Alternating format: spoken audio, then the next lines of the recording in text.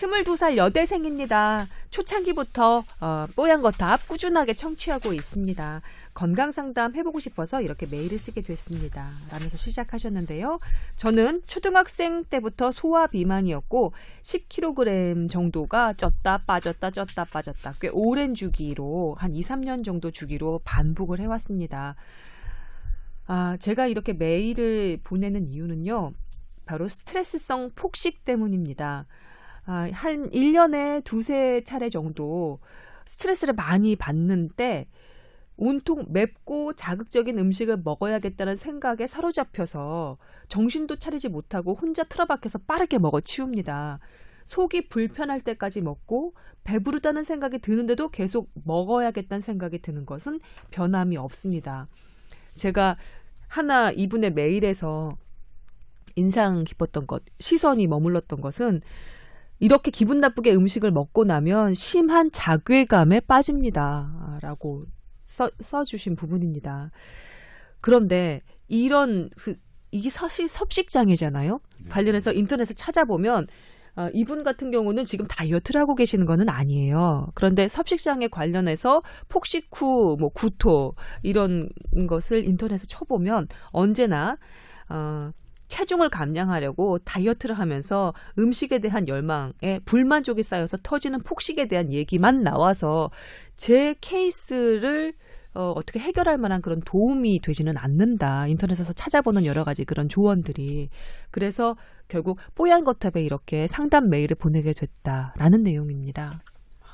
이건 우리 의과대학 교과서에 나오는 전형적인 섭식 장애죠. 그렇죠. 섭취라는 상의 섭식 장애. 불레미아 너보자라고 하나요? 그러니까 막 먹고 일부러 손을 넣어서 일부러 토하는 거예요. 불리미아. 불리미아? 불리미아. 발음. 예. 하여튼 전형적인 그건데 그거는 정신과에서 보는 질환이에요. 정신과에서 그렇게 이 문제가 오는 거거든요. 이거는 뇌에서 오는 정신과 문제이기 때문에 사실은 이 상황은 다이어트가 지금 중요한 게 아니라 그렇게 행동하고 하는 그것 자체를 조절하는 게 먼저인 것 같다는 생각이 좀 듭니다. 네, 이분이 하나 스스로 위안을 삼는 건 나는 자주 그러진 않아. 1년에 한 두세 네 차례 뿐이야 라는 것이 이분의 위안입니다. 그 정도의 기준인 거예요. 원래. 아니 기준은 그렇습니까? 기준은 일주일에 한 번 정도의 횟수로 3개월 동안 지속되는 게 이제 그 폭식증의 진단 기준이니까 1년에 한두 번 그렇다면 거기에 그거는 아니에요. 그러니까 폭식증의 진단 안에 들어가는 상태는 아닌데 그럼에도 불구하고 상당히 전형적인 스타일 아닙니까? 그러니까 섭식장애. 요 증상은 폭식증의 전형적인 증상인데 요게 일주일에 한 번 3개월 정도 지속되는 게 이제 그 진단 카테고리니까 이분은 이제 폭식증은 아니죠.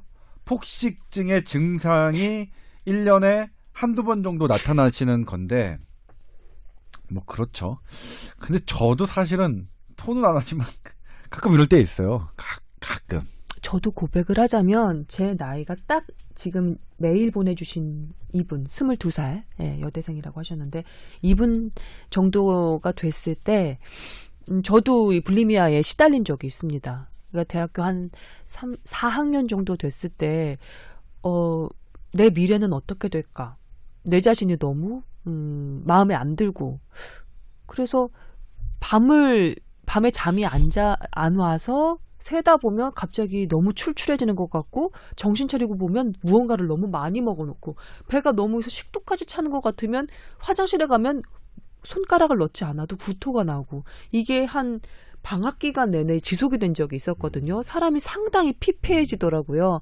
근데 저는 다시 개학이 되고 학교 생활을 하고 바깥 일을 하면서 그게 딱히 상담을 받거나 그러지 않아도 치료가 됐습니다만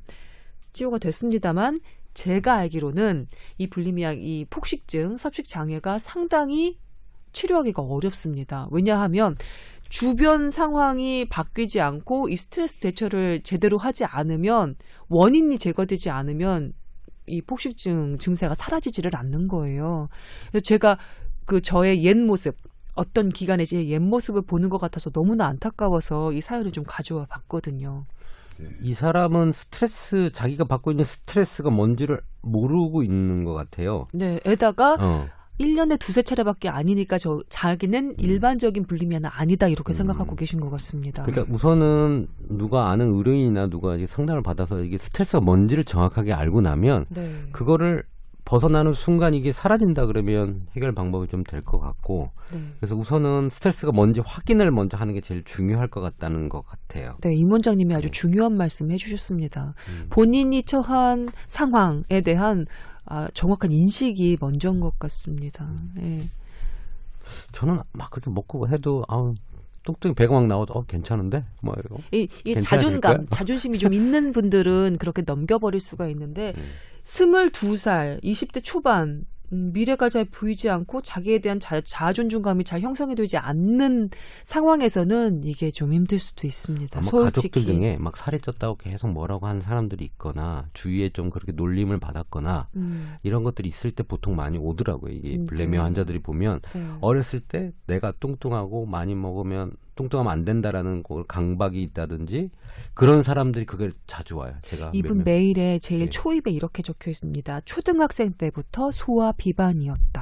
근데 그걸 누가 자꾸 뭐라고 한 경우가 이런 성인이 돼가지고 그게 오는 경우가 많거든요. 아마도 네. 그런 얘기를 좀 들어오셨겠지요. 네, 어렸을 때부터.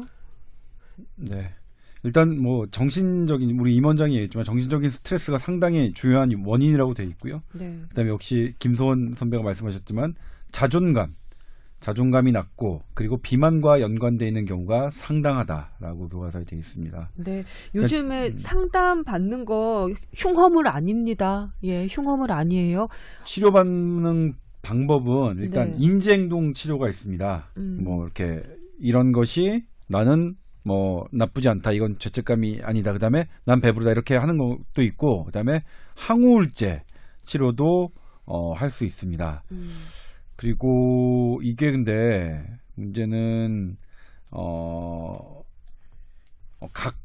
이게 심한 경우에는 그러니까 이게 이제 우울증이 있는지 없는지 동반 증상을 되게 알아봐야 되고요. 그다음에 이게 이제 대사증후군하고 그 전해질 밸런스가 깨지면 심정지 위험성을 높인다고 되어 있어요. 그러니까 이게 되게 위험한 질환이에요. 근데 물론 네. 이분은 진단명은 아니긴 하지만 네, 네. 예. 그래서 자주 있지는 않지만. 자주 있지는 않지만 그래서 어쨌든 이 상황, 이 증세가 가벼운 증세는 아니다. 네. 심각한 증세라는 것, 그다음에 여러 가지가 있는데 본인에게 맞게 일단 그래도 이제 뭐 메일 보내주신 거 보면 나 그래도 자신 있어. 누가 나 뚱뚱하다고 생각해도 상관없어. 그냥 근데 그렇게 우울한 게 1년에 한두 번뿐이야. 라면 이제 다행인 거고요. 만약 보내주신 사연과 다르게 그렇게 내가 이렇게 죄책감 들고 이런 것들이 전반적으로 지배하고 있다면 생활을 지배하고 있다면 그때는 도움을 좀 받으시는 게 좋을 것 같아요. 주변에 넌 예뻐, 넌 잘하고 있어, 괜찮아, 뭐 실패해도 상관없어라고 마음을 담아서 지속적으로 얘기해 줄 수 있는 친구나 아니면 뭐 부모나 이런 분들이 좀 필요할 것 같다는 생각이 듭니다. 이분 아마도 조금 외로운 분이 아닐까라는 생각이 좀 들었어요. 옛날에 그 자존감 얘기가 나와서 하는데 그 미국에서 큰 연구를 했어요. 도대체 어떤 사람들이 성공을 하느냐. 그러니까 자존감이 높은 사람들이 성공을 한다. 그러면 성공하는 사람들의 공통점이 뭔가를 해서 조사를 했어요. 근데 그 조사 비교군을 어떻게 했냐면 하와이 옆에 무슨 그 범죄자들만 사는 섬과 그러니까 미국 동부의 아주 아이비리그 부자 동네 애들을 대상으로 했었어요. 네.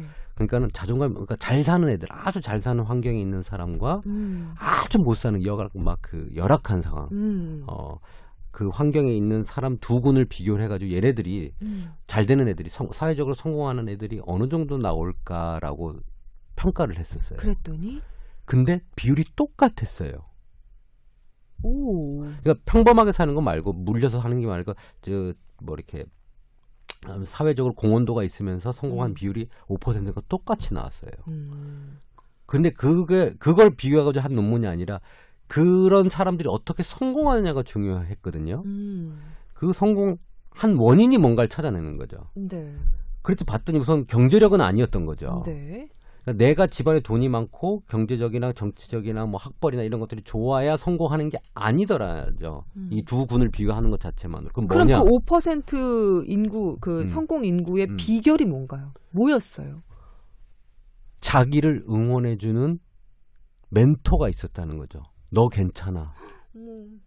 너는 잘할 수 있어라고 하는 그 열악한 창녀촌에 있는 자제, 그 다음에 아주 열악한 도둑들과 그런 어울리던 친구들이라도 네. 너는 잘 될 거야. 너는 성공할 거라고 믿어주는 부모 아니면 부모 없는 애들도 많았어요. 이쪽에서는. 네. 자기 멘토, 정신적 멘토가 너는 잘 될 거야, 잘할 거야라는 그걸 심어준 애들이 잘 된 거. 여기서도 마찬가지인 거죠. 뭐 부잣집, 부잣집이요. 부자 동네에서도. 네. 네. 부자 아버지가 넌 이것밖에 못해라고 했던 애들은 안 되는 거고 너는 더 잘할 수 있어라고 항상 내 자신감을 심어준 애가 잘 된 거죠. 결론적으로 얘기를 하면 성공의 원인은 자기를 믿어주는 사람이 정신적으로 아주 정신적으로 키워줘야지만 네. 자기가 성공한다는 거죠. 이분도 이제 뭐 뚱뚱하고 이런 거에 불만족이 있지만 그거에 기준하지 말고 주위에서 좋은 얘기를 많이 해주면 사실 이런 것들이 어렸을 때 극복이 됐을 것 같거든요. 네. 지금이라도 그런 거에 관여치 않는 사람들과 어울리게 된다면 더 네. 좋아질 것 같아요. 예. 밖으로 나가셔서 좋은 사람을 찾아서 구하십시오. 예. 그리고 자기 자아 존중감에 걸음을 주고 비료를 주고 북돋아 줄 수 있는 그런 분을 꼭 만나시기를 바라겠습니다. 지금도 계실 수 있어요. 그러니까 간당간당하게 1년에 2-3번으로 지금 넘기면서 살고 계신지도 모르겠거든요. 더 자신을 북돋아 주시기를 간절히 바라겠습니다.